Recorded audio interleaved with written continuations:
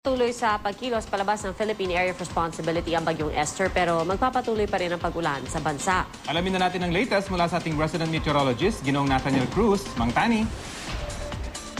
Pia, Rafi, sa ngayon, nasa loob pa rin ng Philippine Area of Responsibility ang Tropical Depression Esther. Huli itong namata ng pag-asa sa layong 480 kilometers dyan sa may hilagang silangan ng Basco, Batanes. Taglay pa rin ito ang lakas ng hangin aabot sa 55 kilometers per hour malapit sa gitna at kumikilos pa hilagang silangan sa bilis na 22 kilometers per hour. Sa forecast track ng pag-asa ay papalabas na ng PAR ang bagyo ngayong araw na ito patungo dyan sa Japan. Pero dapat I am ready pa rin sa mga pagulan hanggang sa mga susunod na araw, lalo na sa western section ng bansa. Pinalalakas pa rin kasi ng bagyong Esther ang hanging habagat, kaya patuloy pa rin ang ulan sa Luzon kahit papalayo na ito.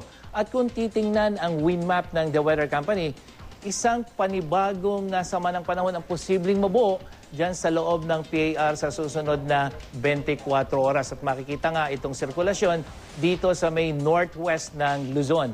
Hindi naman apektado ng bagyo ang malaking bahagi ng Visayas at Mindanao, kaya mahihinang ulan dyan sa Visayas at thunderstorm naman ang aasahan dyan sa Mindanao ngayong araw. At yan ang latest mula sa GMA Weather. Para sa iba pang weather update, bisitahin ang I Am Ready website at social media account. Ako po si Nathaniel Cruz. Magplano para sigurado, I am ready. Serbisyong totoo ng GMA News.